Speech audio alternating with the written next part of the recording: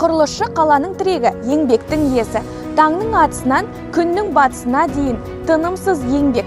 Жаздың аптабында да, қыстың саршынағында да құрылыс алаңында жүрген осы бір жандар қаламыздың келбетін қалыптастыратын нағыз еңбек адамдары. Олардың қолмен биік ғимараттар бой көтеріп, мектептер мен ауруханалар, жолдар мен көпірлер салынады. Бұл тек кірпіш қалау емес, бұл болашаққа қаланған негіз. Құрылысшы болу төзім мен ептілік, табандылық пен талапты талап ететін мамандық. Бұл мамандыққа әркім бір келе бермейді. Бұл жүректен туған таңдау. Олар жай ғана ғимарат емес, адамдар өмір сүретін, оқитын, емделетін, арманын орындайтын кеңістіктерді салады. Қай жерде оқығаны маңызды емес, ең бастысы олардың атқарған ісі мен төккен терінде. Нағыз еңбек дипломмен емес, іспен өлшенеді.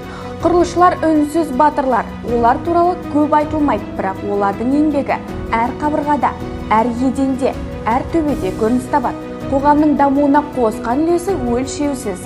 Биылғы жылдан бастап кәсібіне адал, қарапайым еңбек адамдарының мәртебесін көтеруге басымдылық берілуде. Осы үшін мемлекет басшысы 2025 жылды жұмысшы мамандықтардың жылы деп жариялаған еді. Сондай-ақ жұмысшы мамандықтарының мәртебесін асыру мақсатында қоғамда еңбекқор және нағыз маман болу идеясын насихаттау маңызды. Себебі әркім жауапкершілікті терең сезініп, өз міндетін сапалы атқарса, еліміз дамудың сара жолына түседі, деді президент. Бұл еңбек адам айдары. Қош, сау болыңыздар.